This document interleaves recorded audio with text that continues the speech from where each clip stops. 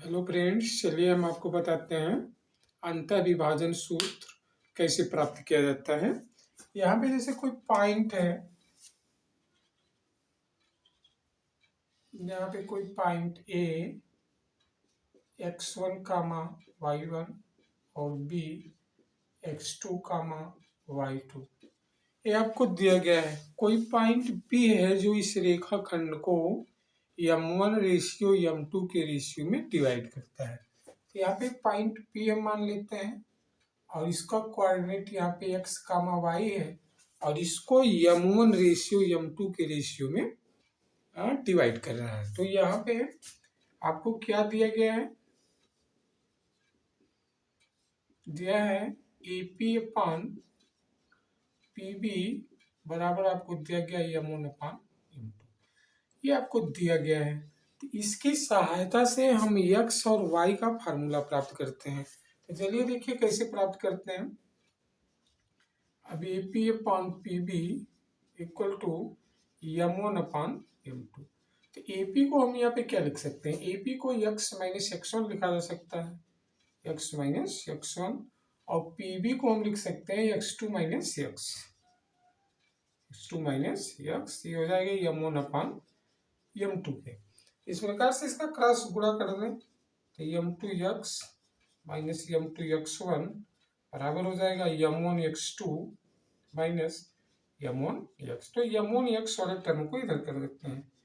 m1 x plus m2 x equal में हो जाएगा m1 x2 और प्लस m2 x1। तो x कॉमन कर देंगे तो m1 प्लस m2 इक्वल में हो जाएगा m1 x2 plus m2 x1। तो यहाँ पे x इक्वल में क्या हो जाएगा? m1 x2 plus m2 x1 अपान में m1 प्लस m2। इस प्रकार से x का फार्मूला m1 और m2 के पद में हम प्राप्त कर सकते हैं। चलिए ऐसे ही y का फार्मूला प्राप्त करते हैं। तो y के लिए भी आप यही रेशियो अप्लाई करेंगे, AP upon PB equal to m1 upon m2। इस प्रकार से तो यहाँ पे हम देखेंगे AP को y के रिस्पेक्ट में क्या लिख लेंगे? y माइनस y1 लिखा जा सकता है अपान y2 माइनस y लिख रहे हैं, y2 माइनस y इक्वल में हो जाएगा m1 अपान m2। ऐसे क्रॉस गुणा कर दें m2y माइनस m2y1 बराबर हो जाएगा m1 y2 minus m1 y।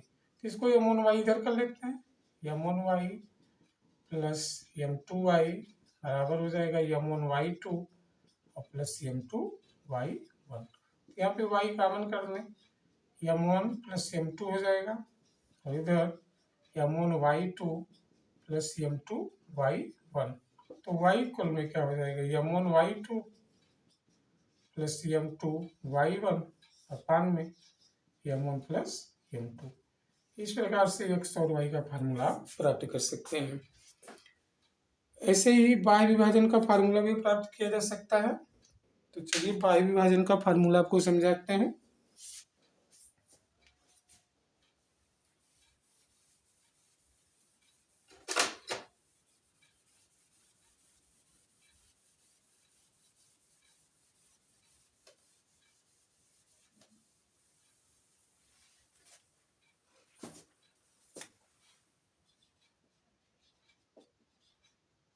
बाह्य विभाजन सूत्र।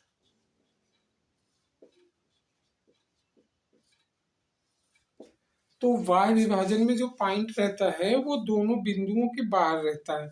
जैसे यहाँ पे देखते हैं कि A और B कोई पॉइंट दिया गया है, रेखा दिया गया है, A x1 कामा y1 और B आपको यहाँ पे x2 कामा y2। तो जो विभाजित करने वाला पॉइंट वो बाहर होता है, तो यहाँ पे Px कामा y मान लेते हैं और रेशियो वही दिया है m1 रेशियो m2। तो यहाँ पे आपको क्या दिया गया है?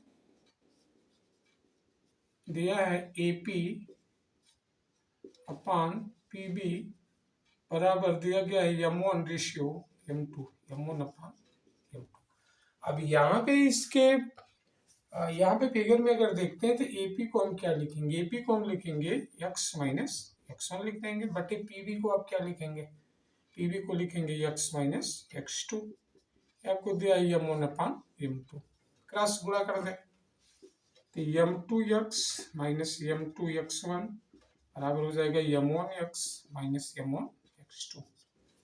तो यहाँ पे हम क्या करें, इसको इधर कर देते हैं तो m1x2 माइनस m2x1 बराबर हो जाएगा m1x माइनस m2x। तो ये हो जाएगा m1x2 माइनस m2x1 बराबर x कॉमन कर दें m1 माइनस m2। तो x बराबर क्या हो जाएगा, x बराबर m1x2 माइनस m2x1 अपान में m1 माइनस m2। तो बाय विभाजन में x की वैल्यू इस प्रकार से फाइंड किया जा सकता है। इसी प्रकार से चलिए हम y की वैल्यू प्राप्त करते हैं।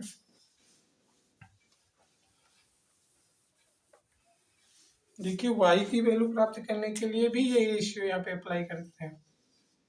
तो यहाँ पे आपको AP अपॉन PB इक्वल में m1/m2 दिया गया। तो y के रिस्पेक्ट में अगर देखेंगे AP को क्या लिखेंगे, y माइनस y1 लिख लेंगे, y माइनस y1 अपान में y माइनस y2 इक्वल में हो जाएगी m1/m2। क्रॉस गुणा कर लें m2y minus m2y1 equal to हो जाएगी m1y माइनस m1y2। m1y2 इधर कर देते हैं, m1y2 minus m2y1 equal to हो जाएगा m1y और इसको उधर कर देते हैं माइनस m2y हो जाएगा। तो यहाँ पे m1y2 माइनस m2y1 यहाँ पे y कॉमन कर दें m1 माइनस m2 तो y इक्वल में क्या हो जाएगा m1y2 माइनस m2y1 अपान में m1 माइनस m2। इस प्रकार से y का फार्मूला आप m1 और m2 के टर्म में प्राप्त कर सकते हैं। कंटेंट समझ में आ रहा है तो चैनल को लाइक और सब्सक्राइब करें। Thank you.